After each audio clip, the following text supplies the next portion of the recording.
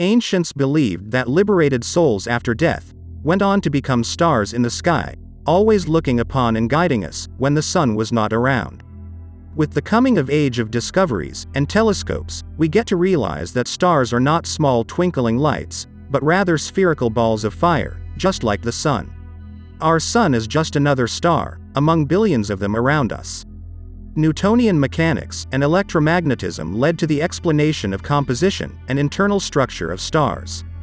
There are many varieties of stars, as we search for them through our advanced telescopes. Some are blue in color, some are yellow like the sun, and some are red giants, like Betelgeuse in the Orion constellation. Just try to focus on the corner of Orion's left hand, and you will observe an orange star. So how many types of stars are there in the universe? Let's see in this video. My name is Kyle, and you are watching The World of Science.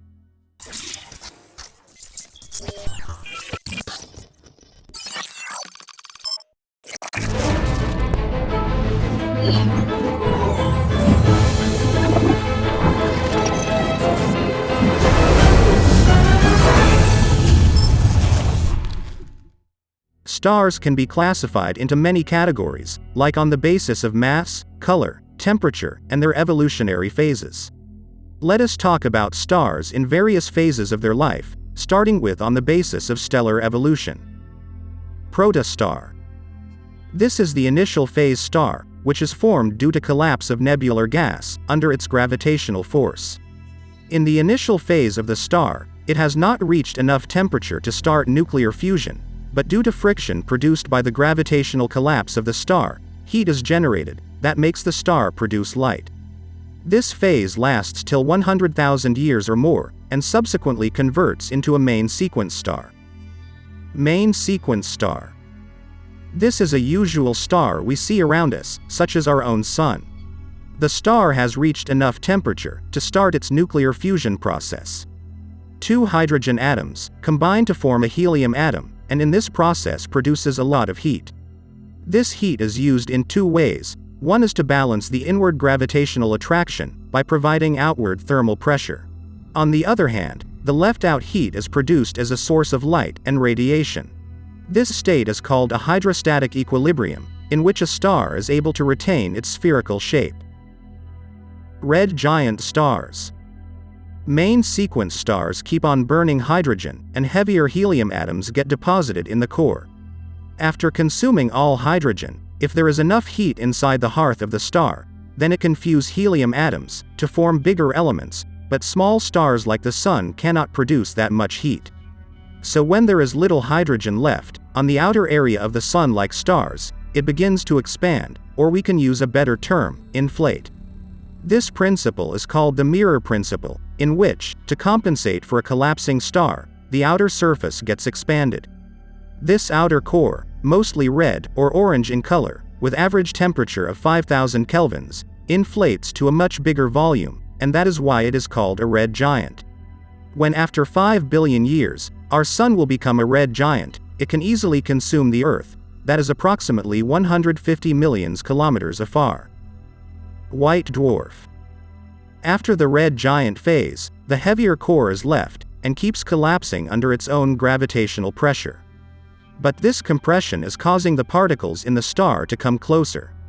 As you may have learned about the Pauli exclusion principle from our previous videos, you know that two same quantum particles cannot attain the same state, so they repel each other, and this produces a negative pressure, called the electron degeneracy pressure.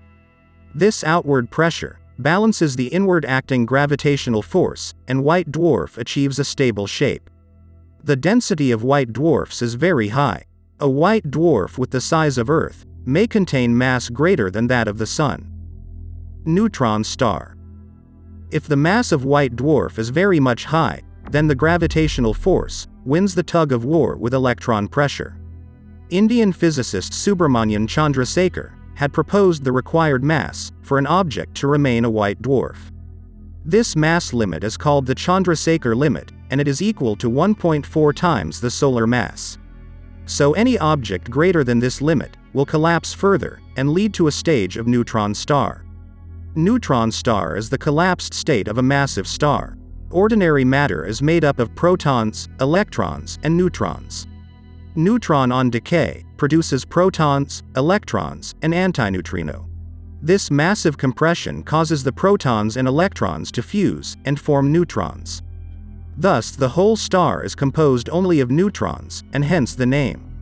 When these neutron stars rotate, they leak the magnetic flux from the two poles, and this magnificent phenomenon in space is called pulsars, as they emit the flux periodically in the form of pulses. Red dwarf. They are similar to main sequence stars, but have very low mass. They are cooler in temperature, and have a very low luminosity. Since its temperature is not high enough, the nuclear fusion process happens very slowly, and these types of star take a long time to fuse all the present matter. Remember this: bigger the star, faster it will consume the atoms, and sooner it will die. Red dwarfs usually live for 10 trillion years, now that's a large number. For perspective, the age of our universe is only 14 billion years. Yellow dwarf. They are G-class stars, and their masses are equal, or less than the mass of the Sun. The average temperature of the yellow dwarf star is 6,000 kelvins. They are yellow in color, but overall luminosity appears white. Blue giants. They are O-type stars, and are usually found in spiral galaxies. The average radius of blue giants is 5 to 10 times the solar radius, and masses are 10 to 50 times the mass of the Sun. They are the most luminous stars in the universe, and their luminosity is 100,000 times greater than that of the Sun. As they are such massive structures, they tend to burn fuel much faster than main sequence stars, and thus have low lifetimes. Based upon the physical properties, stars can further be classified into 7 categories, named as O, B, A, F, G, K and M. A, O, and B-class stars are massive in shape, with temperature in the range of 10,000 to 40,000 Kelvin, and they are highly luminous. F and G-class stars are medium-ranged stars, and most of the main sequence stars lie in this range. As I said in previous videos, our Sun is a G-class star. K and M are dwarf stars having mass, temperature, and luminosity lower than that of the Sun. So what are your thoughts on the types of stars in our universe? Let us know in the comments. If you found this video interesting, please leave a thumbs up, and share it with your friends. Check out our new Hindi channel from the description below. Do follow us on Instagram for daily quality content that'll make you fall in love with science. Comment down the topics that you want us to cover in our next videos. Do check out other videos on our channel.